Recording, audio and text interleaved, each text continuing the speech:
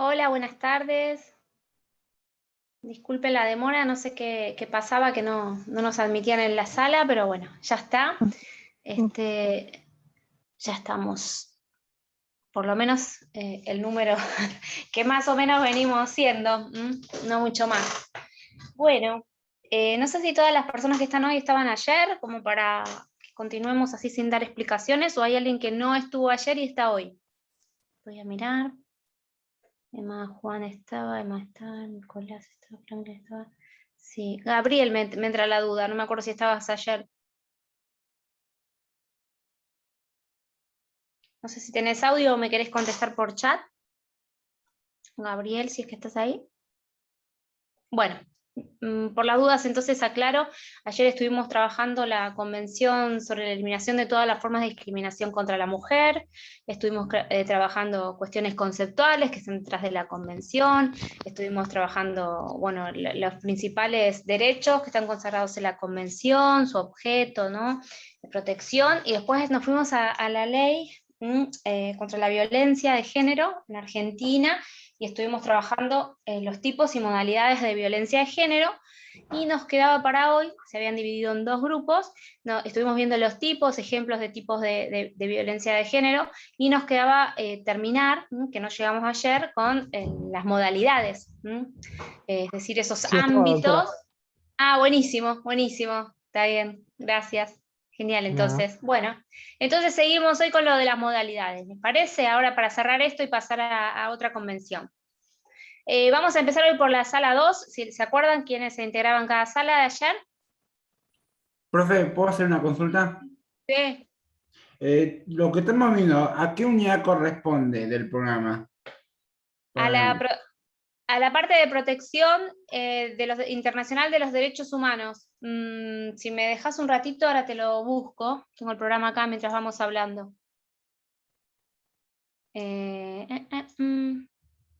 Ahora te lo busco en el programa que para mí es nuevo, para ustedes no, pero ahora te lo busco, Juan. ¿Sí? Así lo.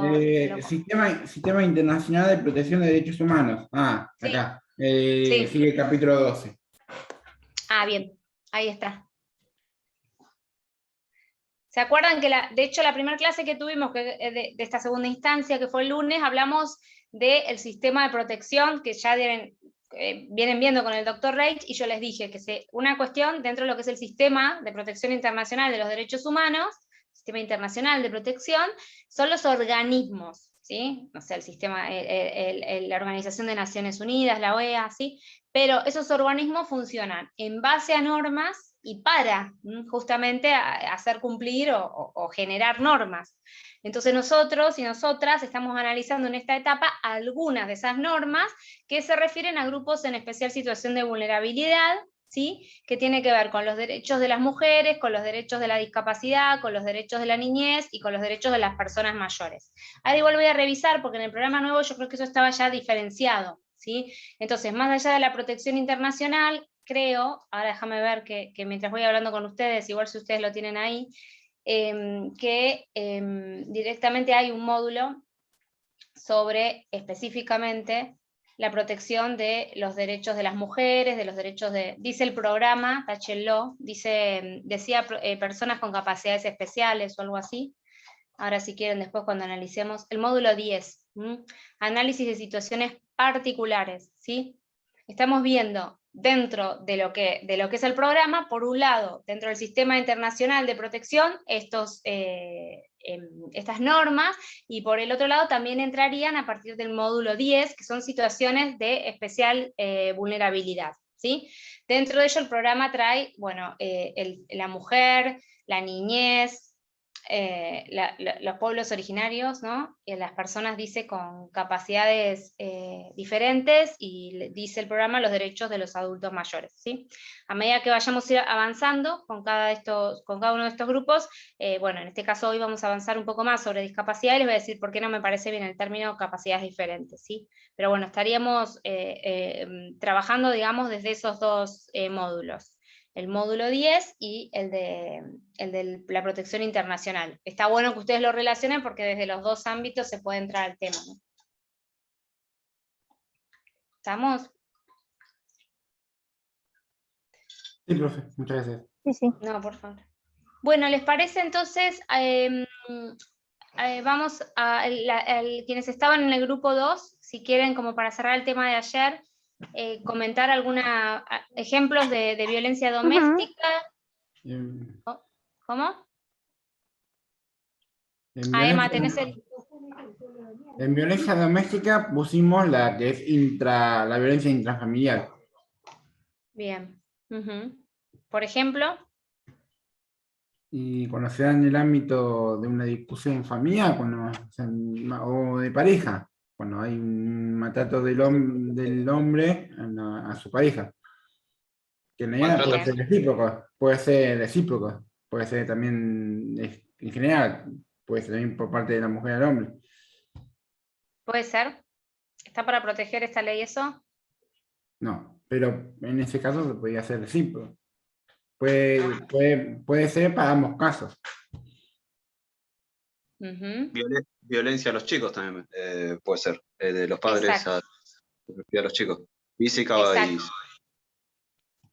Sí, exacto, se encuadra dentro de lo que es la violencia, ¿no? Y esta norma protegería también a la violencia intrafamiliar también, que existe, ¿no? En gran medida, mucha, la violencia contra la niñez, ¿sí? Contra niños, niñas y adolescentes. Ahora, Juan trajo un tema que es interesante, ¿sí? Él dice, bueno, podría ser recíproco, y yo no tengo dudas que existen parejas, de todos modos, recordemos que esta ley no solo habla de matrimonio, es bien amplia, ¿no? En cualquier relación de pareja, amorosa, de noviazgo, etcétera, etcétera, ¿no?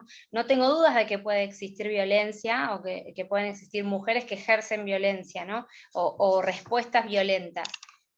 Ahora, ¿se podría encuadrar un caso así bajo esta ley? ¿Qué les parece? Creo que ahí se encuadraría más en la de género. ¿En la ley de identidad de género? No, digamos en violencia de género. Ah, decís violencia de género, Sí, sí. pero yo lo que les pregunto es, y respondan sin miedo, ¿no? Porque hay como alguna posición encontrada respecto de esto, pero ¿esta ley protege, por ejemplo, a un hombre que es víctima de violencia? Me parece que no, pero debería. Debería. Creo que si un hombre va a hacer denuncia, mi mujer me pega, se le van a reír. No, no creo Bueno, es interesante lo que traes, Juan. Ujú. yo creo Pues, sí. Creo que el caso más conocido es el de Barreda, que lo mataban es el caso más conocido en Argentina, el de Barreda, el odontólogo. pero Barreda no es una víctima, Barreda No, mató a no, toda la me familia. refiero a que supuestamente lo maltrataban. No lo estoy justificando, estoy diciendo que había después como él lo solucionó, ese repudio, obviamente. Pero creo que si él no hacía lo que hizo, ahí hubiese habido un caso doméstico. ¿El resto qué piensa? Obviamente Yo lo repudio pensaba lo que más hizo en un caso Barrera. como No, el Juan, de ya sé, Johnny. ya sé. Franklin, Yo pensaba más en un caso como el de Johnny Depp, más o menos uno de Hollywood, que era que se pensó en un principio que él se ejercía violencia física sobre ella, que Amber Heard, creo que la actriz, pero parece que se estima que pudo haber sido al revés, que ella le hacía una violencia a él. Y el que hoy en día parece que está pagando las consecuencias es él, ya que, por ejemplo, no lo están contratando a él, ella sigue trabajando. Es un caso medio farandulero, pero se me vino a mente, porque ajá, no se estima muchos casos de violencia de mujeres a hombres. Estadísticamente pienso que sí, sucede más de hombres a mujeres, pero casos de haber. Se me vino ese en la mente, no se me vino otro. ajá, bien. ¿Alguien Yo quiere? creo, Yo creo que estamos hablando de violencia contra la mujer. ¿Quién habló recién? Gabriel.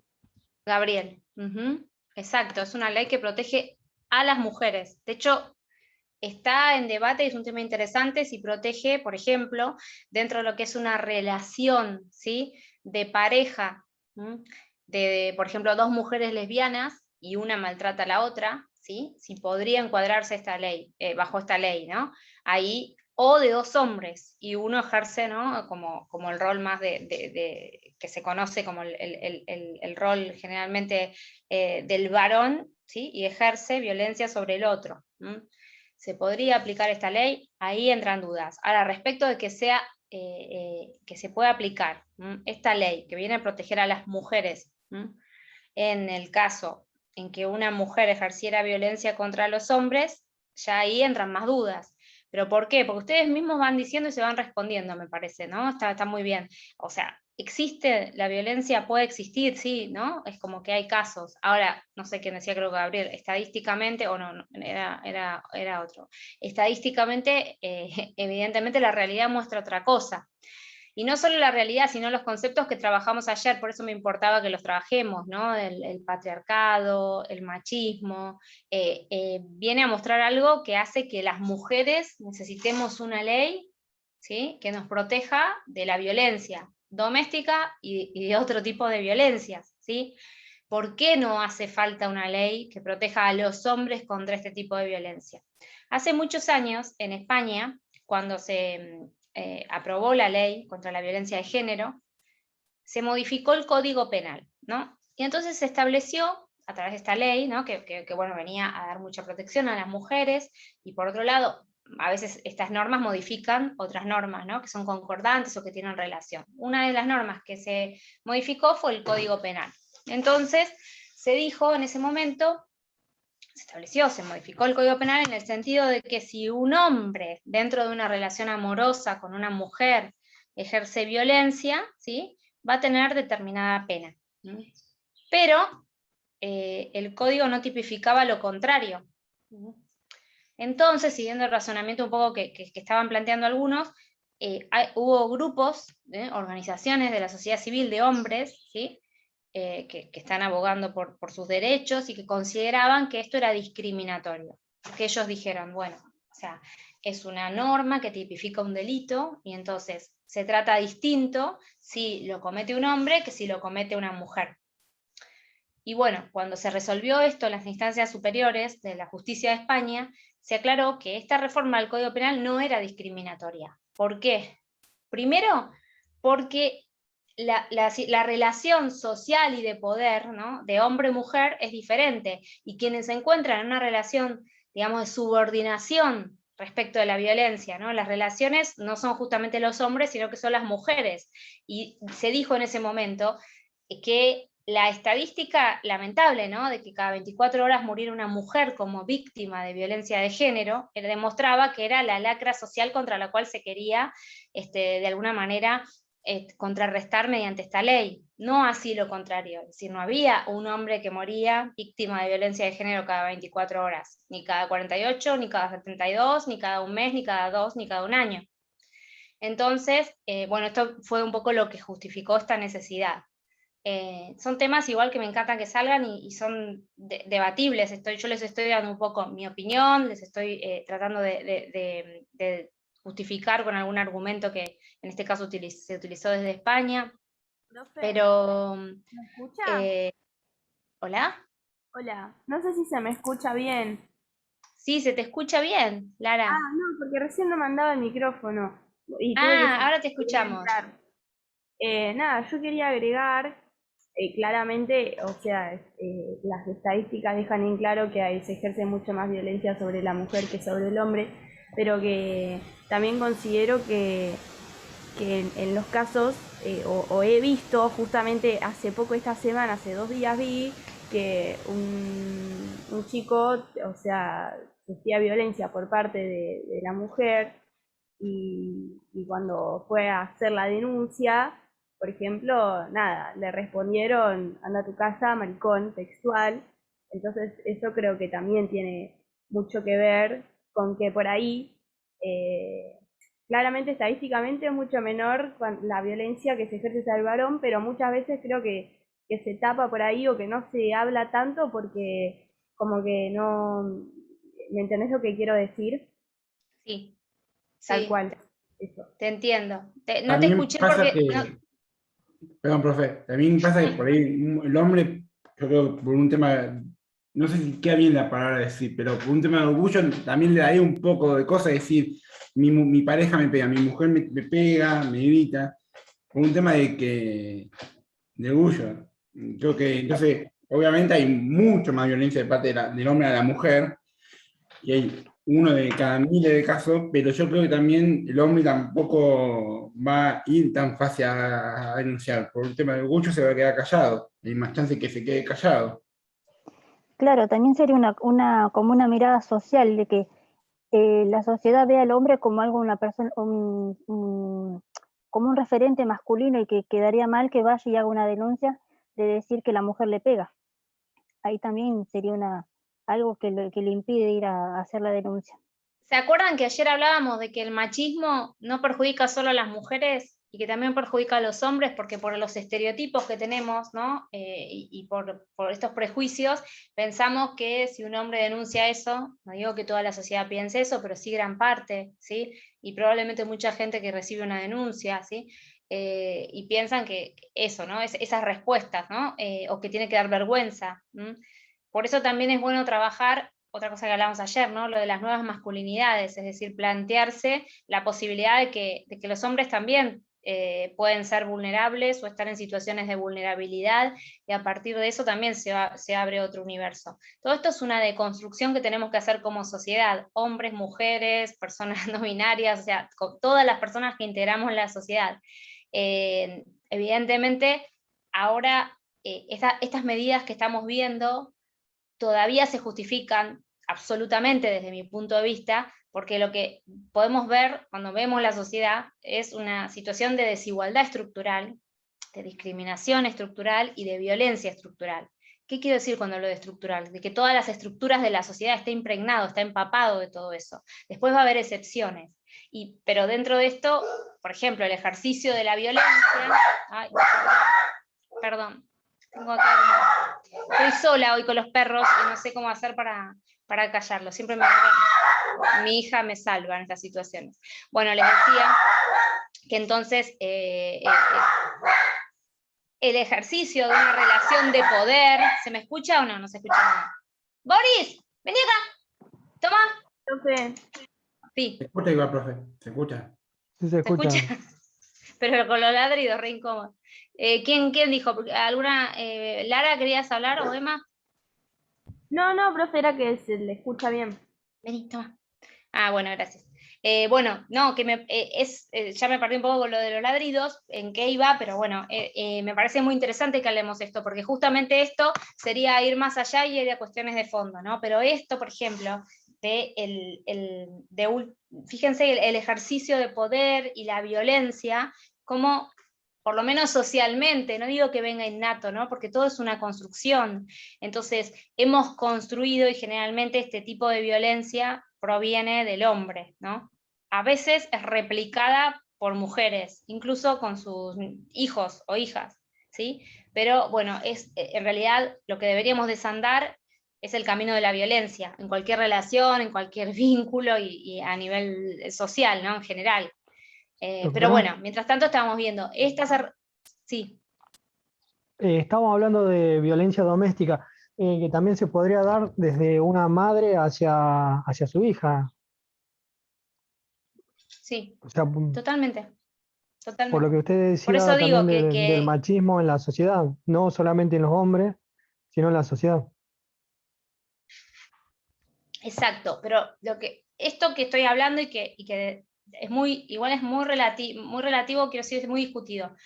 A mí me parece que es una realidad que existe. Ahora, que les quede claro que cuando estamos estudiando estas leyes, ¿sí? Son leyes que apuntan a la protección de la mujer y que tienen su justificación en todo lo que venimos hablando.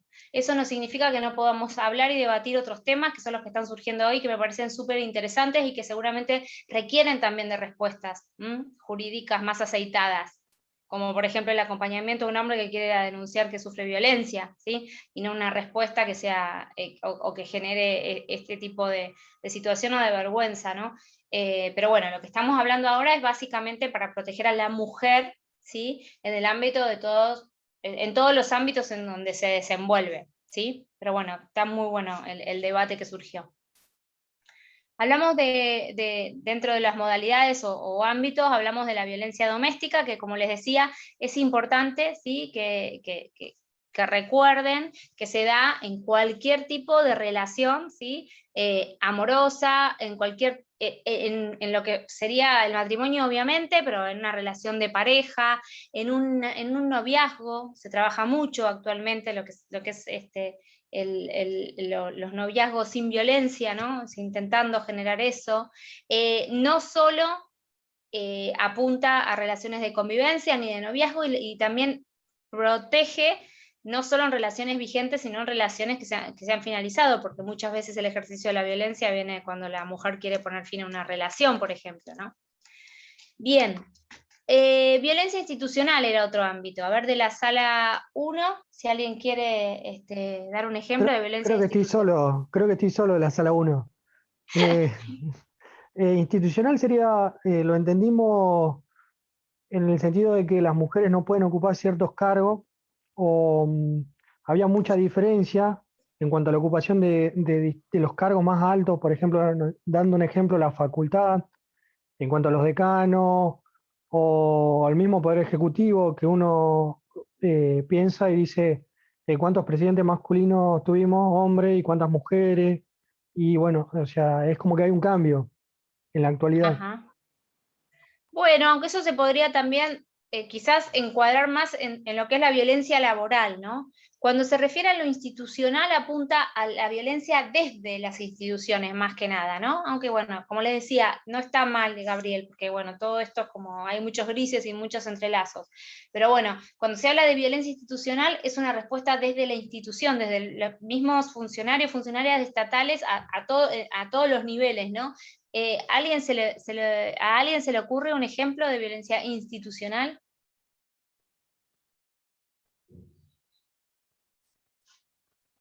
Por ejemplo, violencia institucional es cuando una mujer denuncia que fue abusada, por ejemplo, y entonces que le toma la denuncia, o en un momento del proceso se le dice que mira cómo vas vestida, por ejemplo, ¿no? Alguien que tiene una responsabilidad institucional, ¿sí? A cualquier nivel, y ejerce desde ese lugar, ¿sí? O la violencia que puede ejercer personal policial, por ejemplo, ¿no? En el marco del contexto de una denuncia, o no solo de una denuncia, de cualquier situación donde la violencia hacia la mujer proviene, ¿no? del ámbito institucional. ¿Se entiende? Utilizando, profe, por ahí tu ejemplo de las denuncias, quizás sin decir nada, ¿cuántas hay mujeres que han muerto y se ha sabido que han denunciado reiteradas veces, que han metido como, no sé, más de 10 denuncias y nunca se hizo nada? Eso ya es violencia. Sí, porque la violencia no solo, volvamos también a la definición, ¿no? La violencia no es solo por acción, muchas veces es por omisión, y el no dar una respuesta cuando el Estado tiene que estar presente, desde mi punto de vista también se encuadra así, como se podría encuadrar, está bien, coincido, Lara. Cuando es cómplice el Estado sería. Claro, sí, o se transforma en cómplice en realidad, sin querer serlo quizás, pero porque no tiene, ¿sí? Respuestas, o no las brinda, ¿no? Porque bueno, evidentemente los casos que menciona Lara son muy comunes todavía hoy en día, donde mujeres hicieron no sé cuántas denuncias y sin embargo terminan muertas en manos de determinados varones, ¿no? Y entonces, ¿qué pasó ahí con el Estado? ¿Cómo no se acompañó? ¿Cómo falla al nivel institucional, ¿no? ¿Cómo fallan las instituciones y las respuestas? Muchas veces se relativiza, muchas veces también falta formación o capacitación en quienes tienen un deber, una obligación, ¿no? institucional para responder a estas cuestiones. Violencia laboral, ¿a alguien se le ocurre algún ejemplo? A mí se me ocurre, por ejemplo, después que la mujer dio a luz, tuvo un hijo, no darle los meses que corresponde. Muy bueno, exacto. La volver antes de tiempo, cuando tendría que, los primeros meses, por ejemplo, estar más con el bebé. Muy bueno, sí, exacto. Un ejemplo muy claro, Franklin, sería ese, exacto. También es amplia, ¿no? En este caso la definición de violencia tanto en el ámbito público como privado, y en todos los momentos, ¿no? En el momento de ascender, de ser contratada o no, en el momento de ascender o no, de tener determinada estabilidad, ¿no? Permanencia, a veces requisitos que son incompatibles, ¿no? Como el ejemplo que ponía Franklin, de volver, que son incompatibles con la tarea, ¿no? De cuidado y maternidad, etcétera, etcétera, ¿no? Bien. ¿A alguien se le ocurre algún ejemplo de violencia contra la libertad reproductiva? Cuando no puede decidir sobre su cuerpo. Por ejemplo. En el caso del aborto, si quiere o no tener el hijo. Exacto, exacto. Sería un caso, ¿sí? Por ejemplo, impedir a una mujer que realice un aborto o que decida, ¿no?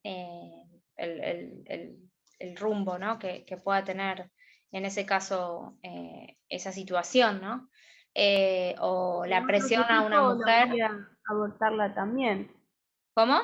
O que otro sujeto lo obliga a abortar también. Perdón, no? Lara, no te entiendo. Que, no sé, por ejemplo, la pareja, no sé, quiere obligarla a abortar. También. También, exactamente. Cualquier tipo de presión, ¿sí? En cuanto al resultado en esa situación, ya sea para bien, para sí o para no, ¿no? Lo que se quiera decidir. O muchas veces la presión que se pone a una mujer para ser esterilizada, por ejemplo, ¿no? Para ligarle las trompas porque ya tuvo muchos hijos o porque tiene una discapacidad. Entonces eso también, ¿no? Es violencia en el ámbito de la libertad reproductiva, ¿no? Bien, ¿y de violencia obstétrica? Ayer nosotros en la sala 2, no sé si está hoy Carlos, dijo que es sobre, tiene que ver con el marco del parto, que antes, como no sé si antes y hoy también, que si era por parto natural, era más mujer que si hoy tienen por cesárea, como que hasta tal punto no, probaban primero por el parto natural y si hasta la última instancia, y recién ahí veían si pues, ya tomaban la decisión de por cesárea. Ajá, la presión que se hace, por ejemplo, para que O una que mujer como tenga determinado tipo. claro, si elige tener al hijo o a la hija por cesárea, es menos mujer que porque antes se elegía el parto natural. Exacto, o puede ser al revés también, ¿no? Es decir, bueno, que la mujer decida que quiere tener un parto natural y que por cuestiones a veces de comodidad o de económicas se le obliga a realizar una cesárea, que eso también ocurre, ¿sí? A veces para el profesional de la salud es más fácil decir, bueno, tengo la cesárea programada tal día y no que me llamen un domingo a las 4 de la tarde cuando juega Boca, ¿sí? Entonces, eso también...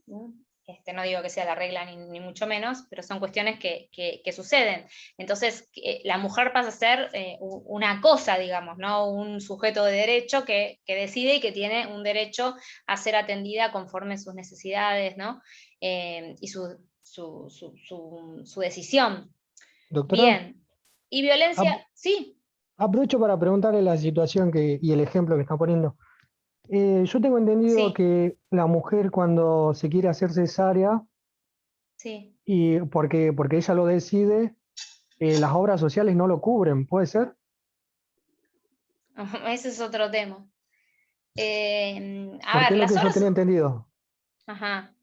A ver, en la cesárea, en realidad, lo que yo entiendo, ¿no? Se tendría que justificar, o sea, el parto, digamos, en general apunta a que sea natural, ¿sí? Y la cesárea se debería justificar por razones médicas, ¿sí? Porque fíjense que pasar una cesárea es pasar una operación, ¿sí? Claro, entonces en ese Entonces, caso no sería una elección por parte de la mujer.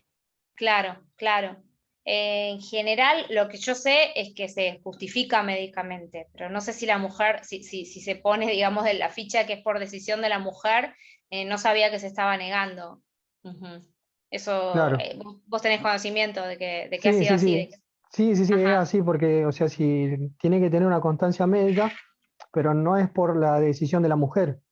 O sea, en el Ujú. caso de ella, la mujer no tiene la opción de decir, yo quiero que me haga cesárea porque yo quiero que sea cesárea. Ujú. No, en general, igual les digo que la tendencia, por lo menos desde hace unos años, me parece que es la contraria. Es que hay muchas cesáreas, más de las que son necesarias, y que no es por decisión de las mujeres, ¿sí? Puedo hablar de mi caso hace 11 años, y yo no quería cesárea, pero por cuestiones que nunca Cuestiones entendí, médicas. se me mandó una cesárea. ¿Eh? ¿Por cuestiones médicas? En, No, o sea, no había una cuestión objetiva médica. Sí, subjetiva, bueno, en el momento, también por eso hay una norma y demás, porque la mujer es como que cualquier cosa que te diga el médico en ese momento, estás en una situación de extrema vulnerabilidad, a pesar de que yo insistía que quería el parto natural.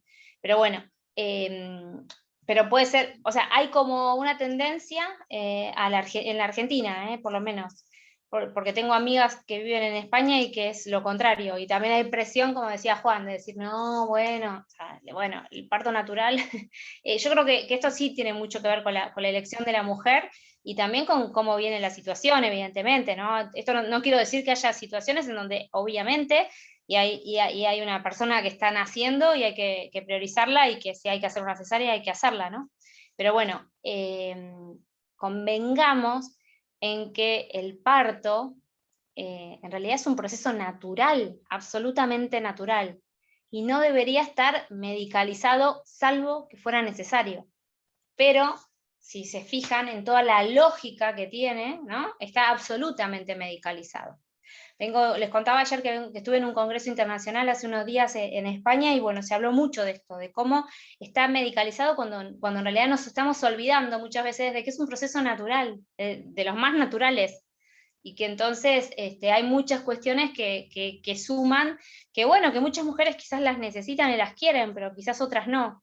Otra cuestión es también el trato, ¿no? El trato durante el parto, que bueno, hay mucho destrato, mucho maltrato también, y tenemos muchos ejemplos, ¿no? de situaciones donde realmente hay un trato indigno a la mujer en esa situación. Pero bueno, por eso en nuestro país se ha avanzado, si yo les hablo de lo mío hace 11 años a hoy, ha avanzado muchísimo, ¿no? Hay como más conciencia, pero bueno, todavía hay que seguir alertas de que, bueno, un maltrato en ese contexto es una forma de violencia y la ley la protege. Bien, y violencia media... Sí.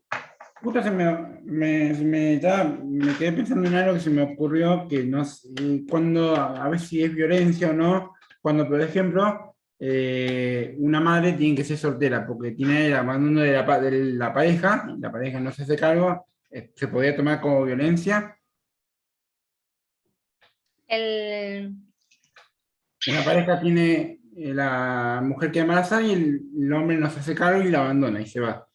¿Y tiene que ¿se podría entrar dentro de violencia doméstica o qué tipo de Fíjense que la definición de violencia doméstica, no me acuerdo si es en tipo o modalidad, habla de abandono, por ejemplo, de ignorar, o sea, de abandonar a la persona. O sea, se puede buscar la vuelta para encuadrarlo de esa manera, ¿no?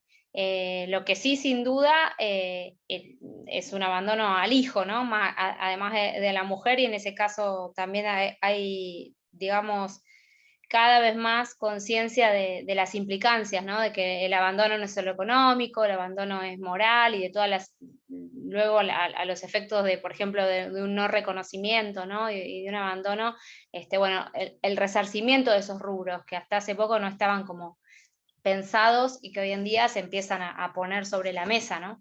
Pero es interesante lo que plantea Juan. Es muy abierta, de hecho la ley se criticó en su momento también por ser demasiado amplia. A mí me parece que está bien que así lo sea, porque la violencia es realmente también, primero que es muy difícil de probar, pero bueno, que esté la posibilidad de encuadrar a través de esos verbos,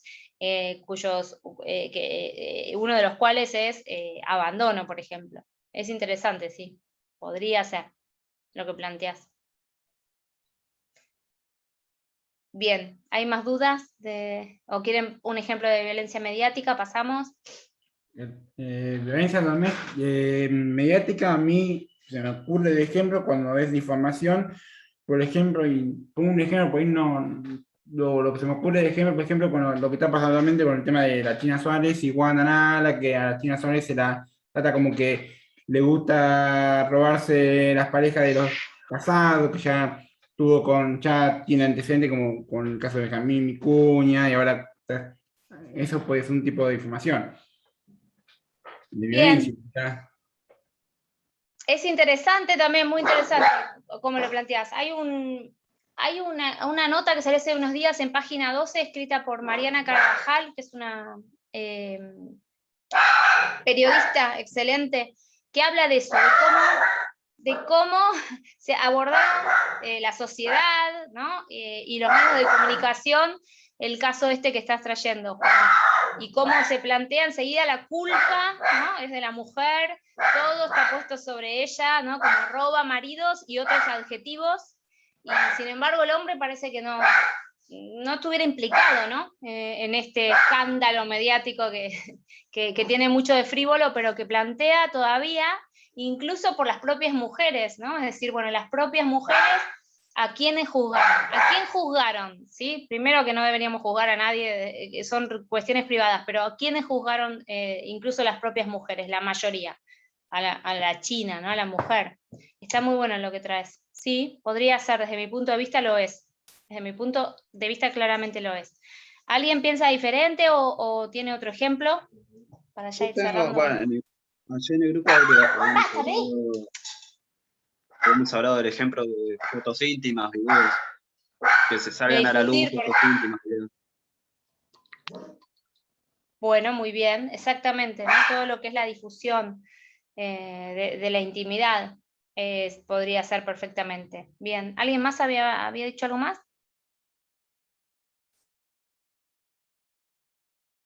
¿No?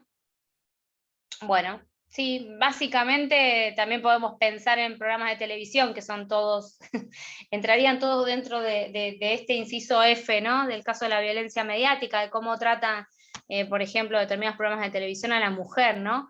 Y que también es muy común en Argentina, la mujer con, no sé, en ropa que exalta, ¿no?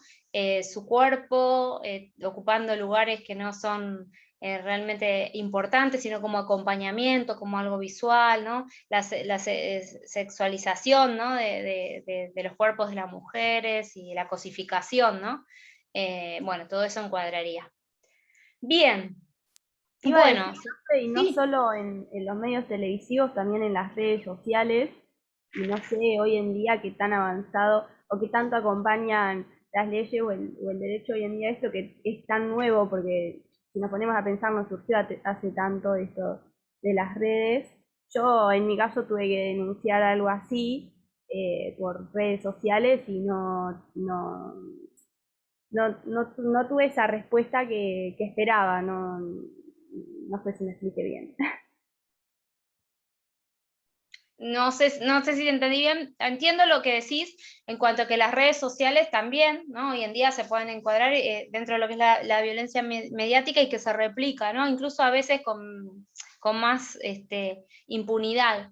Y después del caso que denunciaste, no sé si vos querés contar algo, contalo, no se entendió, pero no hace falta tampoco que lo cuentes, eso si vos querés o no, pero se entendió el concepto. Ampliar mucho, creo que se llama grooming o algo así puede ser o no. Claro, sí son los casos de grooming, que es acoso a menores de edad, me parece que era. A menores de edad, claro, a mí me pasó Sí. siendo menor. Y nada, o sea, fui acosada durante 2 o 3 años de mi adolescencia por chicas mayores. Y nada, o sea, junté un montón de pruebas, tuve que ir pasé por varios abogados. Bueno, finalmente no pudimos obtener con mi familia No prosperó. no, o sea, no.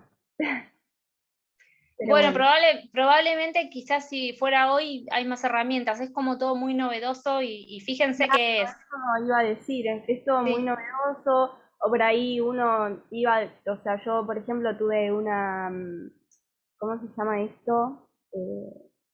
Una restricción, un acercamiento, no me acuerdo cómo se Una llamaba. orden de restricción. Una orden de restricción, claro, y por ejemplo no la respetaban, y iba a denunciar eso porque, no sé, estaba en un bar y se sentaban al lado mío cuando había una orden de restricción, ibas a denunciar eso, y justo hoy hablaba de eso, de la denuncia respecto del varón. Bueno, a mí también me pasó que ahí iba y como que les parecía una boludez. Entonces, nada, también eso, de quién toma las denuncias, que debería ser como más, no sé, ponerse quizás en la situación del otro, porque como que, no sé, te mandan a tu casa más o menos. Claro. Sí, totalmente, pero creo que eso también tiene que ver con la falta de capacitación, que poco a poco es como que hoy en día, no sé si hay más capacitación, creo que también, pero por lo menos el tema es como más álgido, y como hay un rojo, ¿no? Un semáforo en rojo, justamente por todas las falencias que viene teniendo el sistema, y que hoy en día hace bueno, que esto se denuncie, ¿no? Que esto atrás lleve un acompañamiento, que haya ya una mirada social más comprensiva, que haya, lo que hablábamos ayer, más perspectiva de género, y de situaciones, ¿no? que entrarían dentro de lo que es el género, y de estos conceptos que veníamos hablando. Las normas están, y bueno, y cada vez tenemos más, y bueno, falta todavía que sigamos aprendiendo. Por eso es muy importante trabajar estos temas, tener una base un poquito más allá de la ley, digamos, de la ley así de memoria, sino saber qué es lo que está atrás, ¿no? De cada una de estas normas. Pero bueno, estoy segura bueno, tengo la esperanza, no estoy segura, Lara, de que si hoy hubieras hecho la denuncia hubieras tenido otra respuesta. Seguro que sí, lo que te estoy contando fue en 2016 más o menos que arrancó todo.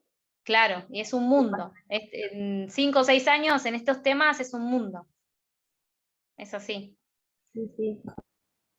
Bien, bueno, estamos súper retrasados, no importa, porque me gusta que se vayan debatiendo los temas y que les vayan resultando de interés, así que no pasa nada. Les traigo discapacidad hoy, vamos a entrar a la Convención Internacional sobre los Derechos de las Personas con Discapacidad.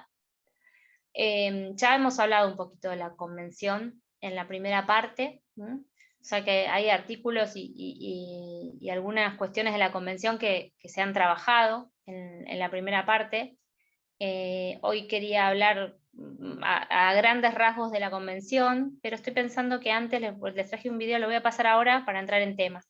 Y a partir del video vamos a luego hablar de la convención. A ver si lo puedo poner.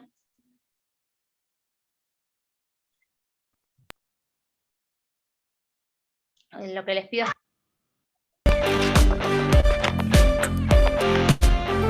¿Se escuchaba el sonido? Ahí lo frené. Sí, se escucha. Sí, profe, se escucha. Ujú.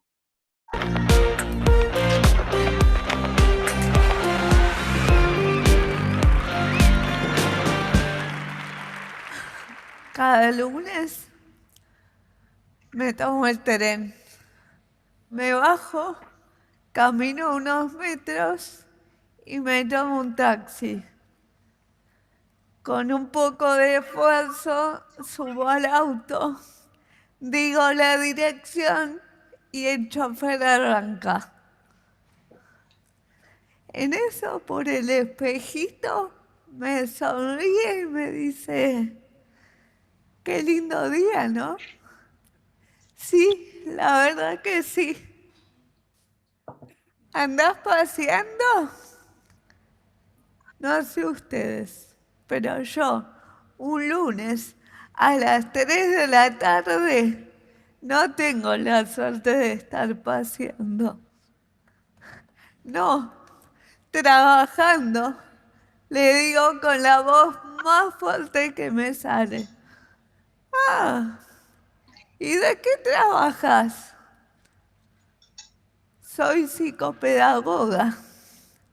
Trabajo pensando formas para que otros puedan. Pobre, lo maté.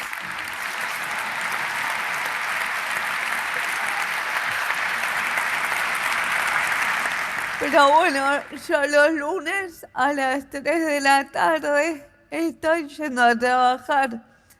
Trabajo en un colegio y con pacientes particulares con discapacidad. En el colegio donde trabajo, los chicos ya saben que yo hablo así. Hablo raro. Y según Salvador, de 4 años, yo hablo así porque me duele la panza. Pero no.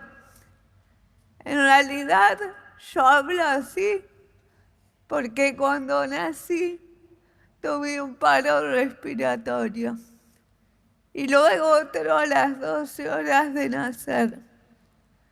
Esa falta de oxígeno ocasionó una lesión en mi cerebro que afecta toda mi parte motriz. Parálisis cerebral, dijeron los médicos. En ese momento, nadie sabía qué iba a poder yo hacer. Pero algo era seguro, que de poder iba a poder distinto.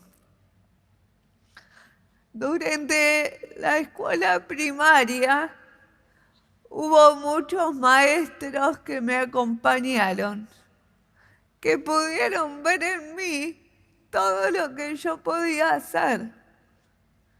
Por supuesto que no faltó quien pensara que yo no iba a poder terminar la primaria, ni la secundaria.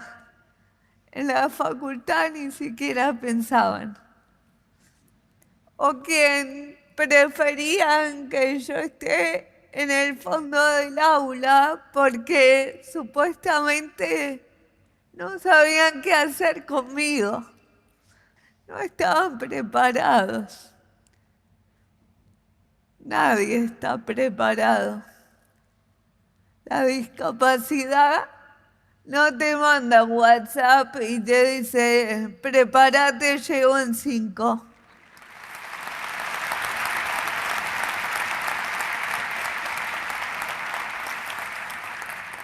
En todo caso, la mejor forma de estar preparados es valorando la diversidad como parte de lo cotidiano, valorando a cada alumno, a cada persona por lo que puede dar.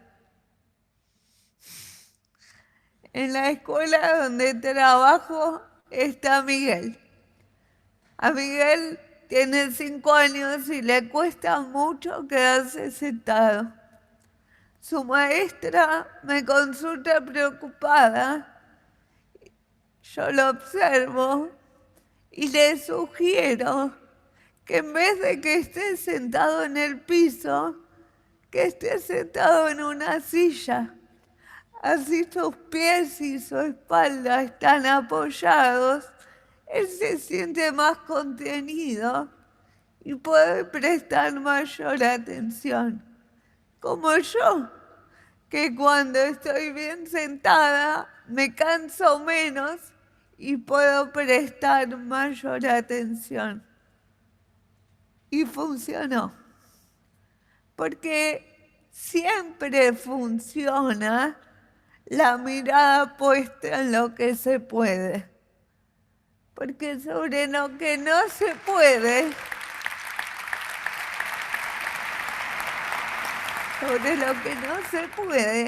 no se puede construir nada. Se cae. Los chicos, después de la escuela, tienen fútbol, danza, hockey. Pero los chicos con discapacidad tienen terapias. Largas horas, diferentes caras, diferentes formas de mirar. Y eso, cuando yo era chica, se plasmaba en mis juegos. Sí, mis muñecas tenían terapias. Cuando jugaba con una amiguita me decía, qué raro, yo estoy jugando a llevarlas a la plaza y vos las llevás siempre a un lugar que se llama kinesiología. Lo que pasa es que lo que vivís de chico te marca. Por eso es tan importante que los que trabajamos con chicos sepamos cómo tratarlos. Ante todo, son chicos. Después de recibirme, creé desde adentro un proyecto a través del cual difundo mi mirada sobre la discapacidad. Porque no es lo mismo estudiar sobre una pierna torcida que convivir a diario con una pierna torcida. Pareciera que a veces se repiten fórmulas, todas iguales, para casos que ya son distintos. Por ejemplo, parálisis cerebral, 2 puntos, fortalecer el tronco, estimular la marcha, poner férulas, hacer cirugías, una pizca de sal y una de pimienta. ¿Y la persona la miraron? ¿Saben cómo convive con sus dificultades? ¿Saben cuáles son sus deseos y sus temores? Si son chicos, respetan sus espacios de juego tan necesarios para crecer. Responder estas preguntas nos va a permitir saber lo que la persona necesita para hacer y hacer. Y así el mueble, en donde clasificamos los diagnósticos, nos va a quedar chico, porque la persona siempre es mucho más que un diagnóstico.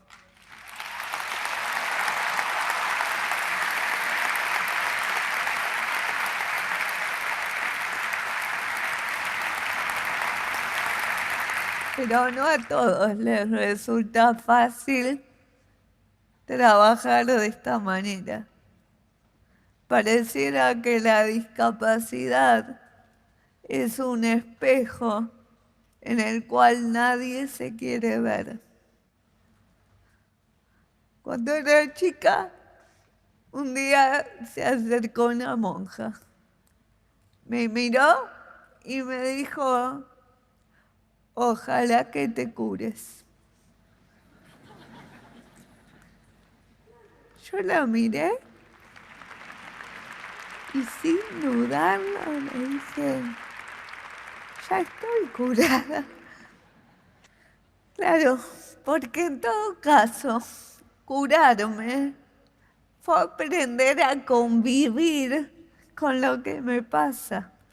Y para aprender a convivir, hace falta generar contextos más flexibles, que no solo pasan por construir una rampa y no taparla, sino por crear entornos en donde la persona con discapacidad pueda ser y hacer a su modo, sin tener que parecerse a nadie para recibir el premio de ser incluido.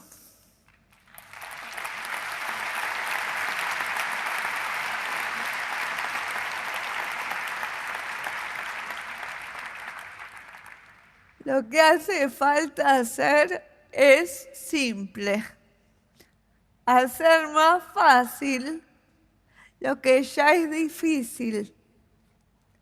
No somos pobrecitos, ni tampoco somos angelitos.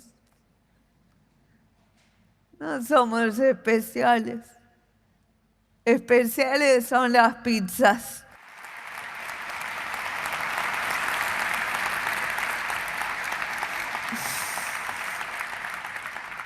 No tenemos capacidades diferentes. Capacidades diferentes tienen un balde y un vaso.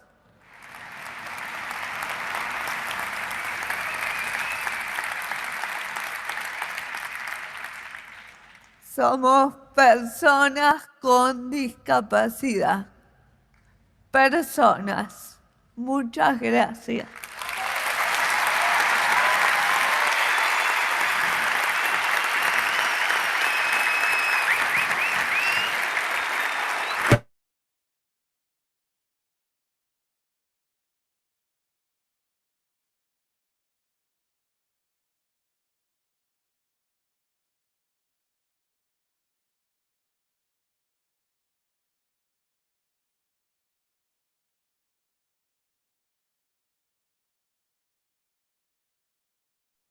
No se escucha, profe.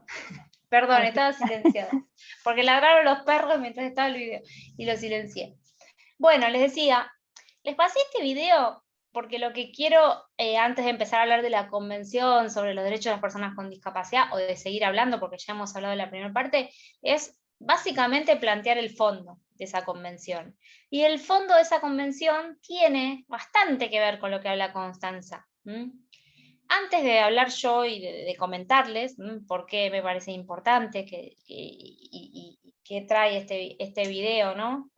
Que podemos relacionar con esta convención, les pregunto qué les parece, de qué les parece que habla el video, si a alguien le pareció alguna cuestión interesante o algo que les haya, si tienen algo para comentar ustedes, si no yo arranco, digamos.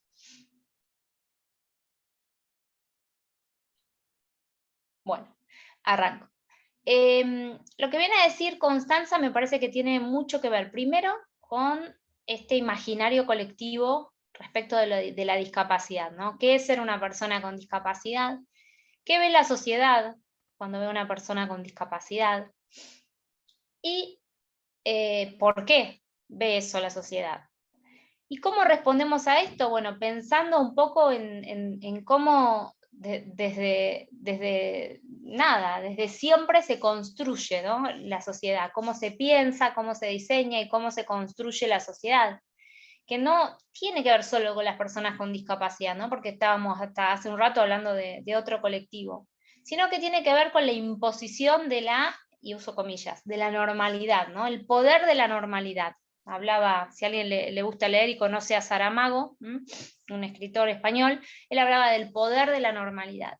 ¿Y qué es el poder de la normalidad? Justamente esto de imponer ciertos parámetros, ¿no? Que se supone que son lo normal, que son lo que está bien, que son lo sano, que son lo capaz, y a partir del establecimiento de esos parámetros, todo lo demás pasa a ser enfermo, anormal, incapaz, y si tuviera que seguir con terminología, diría subnormal, diría minusválido, diría idiota o demente, diría incapacitado.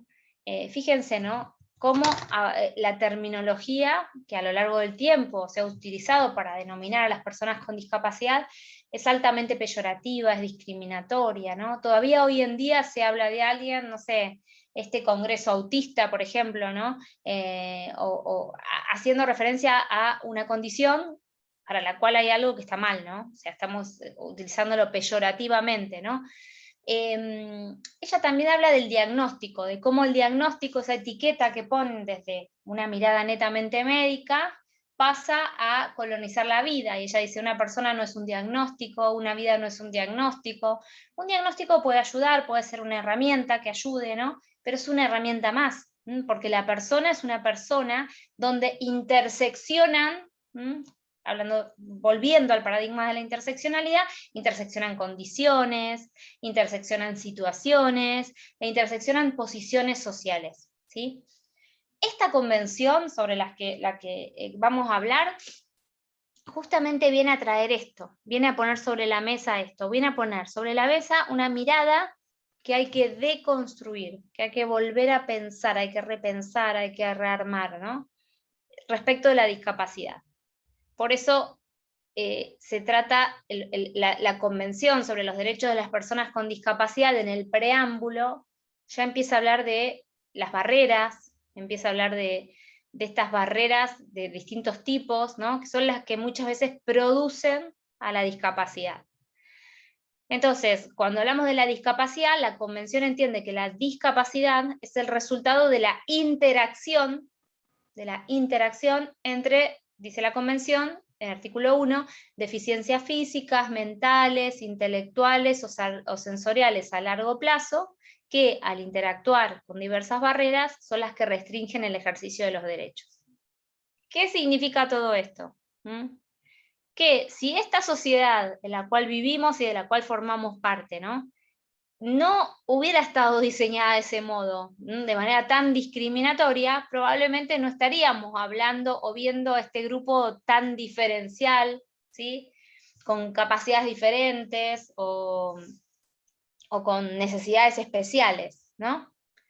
Pero bueno, vivimos en la sociedad en la que vivimos, entonces hace falta un instrumento, en este caso del derecho internacional, el Sistema Universal de Protección, que se elaboró en el año 2006, se aprobó, y que entró en vigor en el año 2008, la Convención Internacional sobre los Derechos de las Personas con Discapacidad. El artículo 1 de la Convención viene justamente a establecer el objetivo, el propósito, que es garantizar el ejercicio de los derechos de las personas con discapacidad en igualdad de condiciones con las demás, y el respeto por la dignidad inherente, ¿sí? Si ustedes leen la Convención van a ver que hay como dos columnas rectoras, y la idea de dignidad y la idea de igualdad. En cada uno de los artículos de alguna manera se inserta estas nociones, ¿no? Estos principios que sustentan a los derechos humanos. La Convención entonces establece una definición de persona con discapacidad que les acabo de comentar, y lo novedoso, lo importante, es esto, ¿no? Que habla de la interacción entre lo que sería la deficiencia, que a mí me gusta llamar diversidad funcional, creo que hablamos de esto en la primera clase, en la primera etapa, si no me dicen, y las barreras sociales.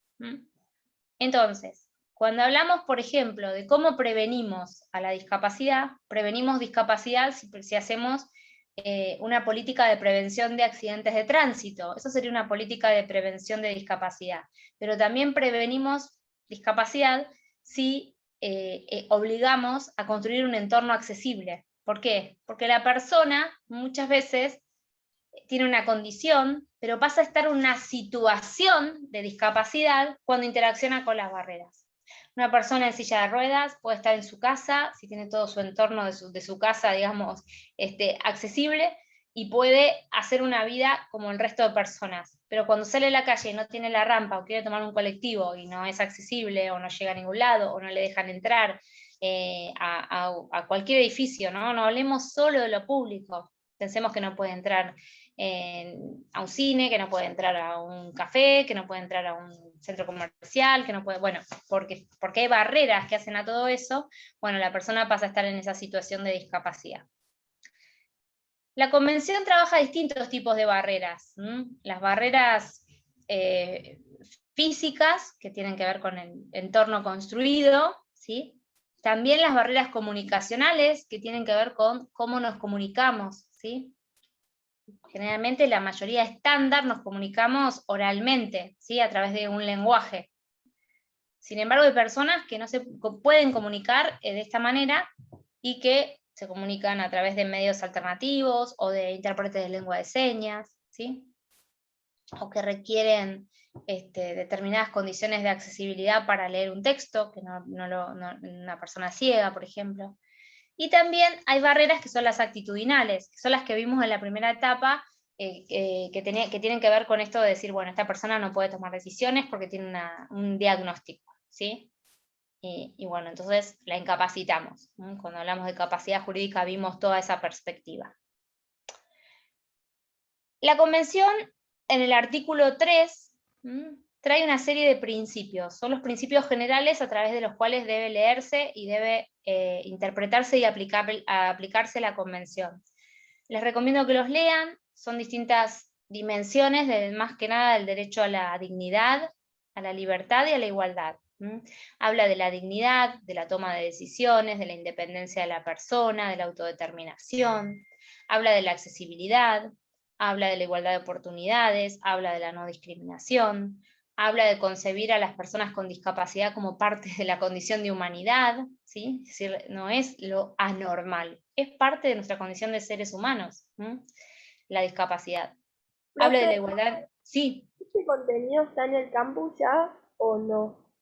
No, porque tuve que cambiar la contraseña y hice un lío bárbaro con lo del campus, de la convención. Pero miren, voy a hacer una cosa, se las voy a ir, mientras voy dando la clase, se las voy a poner acá en el chat. ¿Quieren?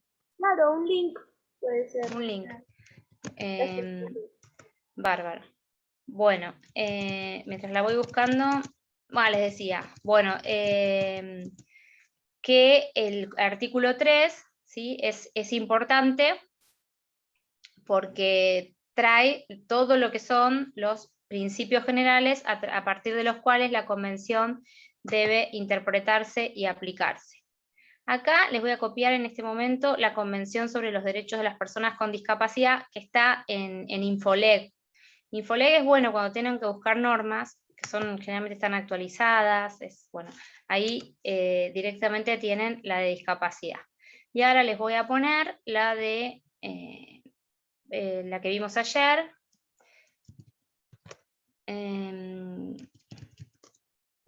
la CEDAW, ¿no? A ver si la encuentro bueno, no, pero está en una página de Naciones Unidas la que les voy a pegar ahora. Bueno, mientras tanto se copia esto, les decía que el artículo 3 consagra los principios generales. A mí me interesa que de la convención les quede claro, primero que nada, esto que venimos diciendo, qué es lo que está detrás, ¿no? El paradigma detrás, que tiene que ver con el modelo social de discapacidad. De la primera parte que creo que hemos hablado, ¿alguien se acuerda el modelo social de discapacidad que vino a decir? Ahí les copio la de discriminación contra la mujer. Bueno, el modelo social, ¿sí? Así como si hablamos de feminismo, hablamos de lo que hablamos ayer, hoy hablamos de modelo social, y igual la clase que viene les voy a recordar esto, porque ya estamos finalizando. El modelo social lo que viene es a marcar, ¿sí? Las barreras sociales en la construcción de la discapacidad. Porque antes de que apareciera este modelo social, que aparece a partir del movimiento de personas con discapacidad de la década de los años 70, tanto en Estados Unidos como en Reino Unido, antes de que surja este movimiento de personas con discapacidad que viene a hacer una incidencia política y a decir, estamos cansados, cansadas de que profesionales de la salud decidan por nosotros, estamos cansados y cansadas de que no poder vivir una vida en comunidad, y un largo etcétera de cansancios. Antes de eso, en la década de los años 70, antes de eso, la discapacidad se concebía solamente desde una mirada sanitaria, ¿sí?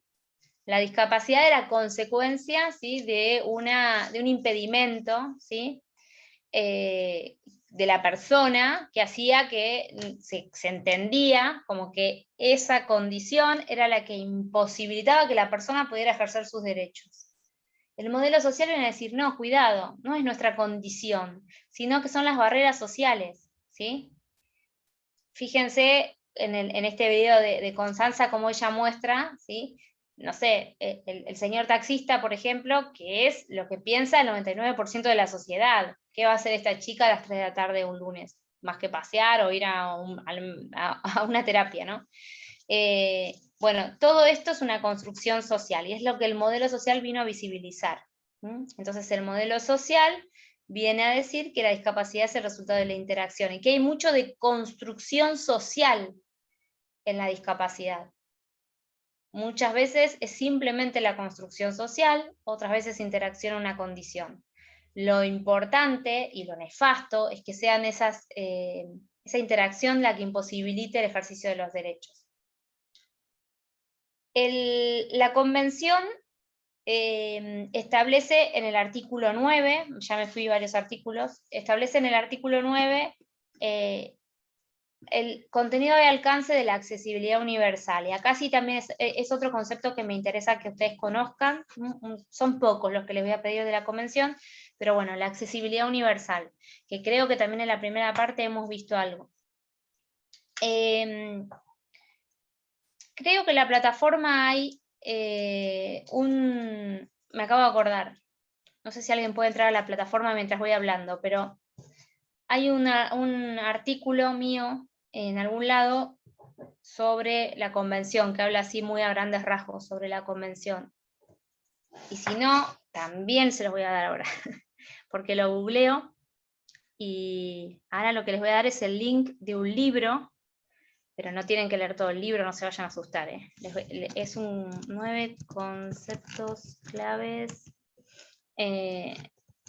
convención discapacidad. Dentro de ese libro que les voy a copiar ahora, ¿sí? Igual creo que está, les repito, en la plataforma, hay un capítulo que habla del modelo social, y bueno, a ver si, ahora se los paso, El capítulo donde pueden tener una mirada así general sobre la convención, es un libro viejo, esto lo escribimos hace ya como más de 5 años, el modelo social de discapacidad, en la página 9. Ahí si quieren reforzar un poco la clase de hoy y lo que puedan leer de la convención, se los paso por acá también, este link. Este es el libro entero, pero bueno, el modelo social está un poco explicado ahí, y explico no solo el modelo social, sino cómo ese modelo social se plasma en la convención. Son cuestiones que hemos visto en el concepto de persona con discapacidad, en el concepto de discriminación por motivo de discapacidad, que hemos visto también en instancias anteriores, y que un poco refuerza esto de que la convención protege no solo a las personas con discapacidad, sino a cualquier persona que pueda ser discriminada por motivo de discapacidad. Por ejemplo, una mamá de un niño con discapacidad, habíamos dicho, ¿se acuerdan? Que pide un ajuste porque razonable en su trabajo, porque nació un hijo con discapacidad y tiene otros requerimientos, y se lo deniegan, entonces esta mamá estaría siendo discriminada por motivo de discapacidad, sin ser ella misma una persona con discapacidad. Habla un poquito de los principios generales que les acabo de decir, de esas dimensiones, digamos, generales. Y bueno, les decía que hay un punto que me interesa, que es el de la accesibilidad. Que sepan que la accesibilidad, ¿sí?, es un derecho que posibilita que las personas con discapacidad puedan ejercer una vida en sociedad. Que sepan que todavía no tenemos conciencia ni jurídica ni social de que la accesibilidad es un derecho, que es algo que todavía hoy en día está en construcción, pero bueno, ya hay, se ha avanzado bastante en ese sentido, y que para que podamos gozar de accesibilidad hace falta contar con 2 herramientas, el diseño universal y los ajustes razonables.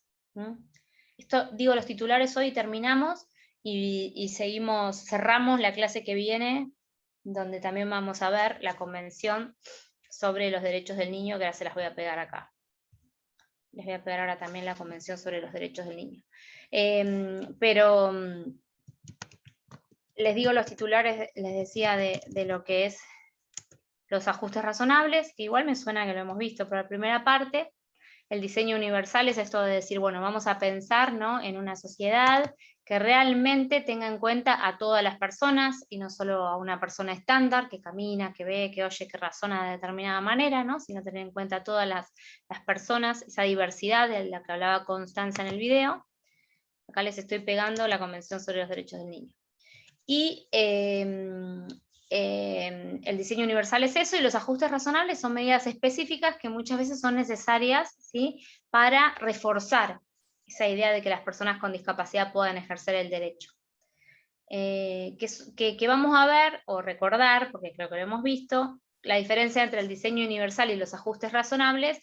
Es importante tenerla en cuenta, porque no es lo mismo jurídicamente. ¿Sí? Pero eso se los dejo para la clase que viene, porque yo estoy como agotada, y no sé si es la humedad o que trabajamos bastante, así que me parece que si sigo hablando ahora, tampoco creo que haya mucha posibilidad de que me presten atención, pero bueno, básicamente hicimos la introducción a esa convención, a la de discapacidad, que igual hemos trabajado en la primera etapa, si la pueden leer, si quieren hojear el artículo que no es obligatorio, el que les di, si quieren como mirar un poquito más o profundizar.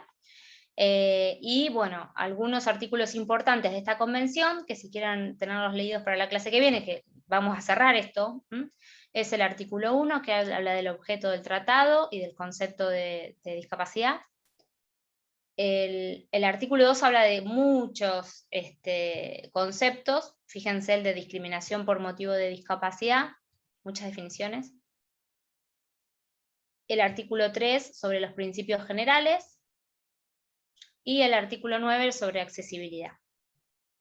Yo creo que si más o menos tienen un conocimiento sobre esto, más el modelo social, ¿no? Este cambio de paradigma que plantea la convención, ya estaría feliz con que supieran esto. Así que bueno, si les parece, no sé si tienen dudas hasta acá, si no cortamos y seguimos ya la semana que viene.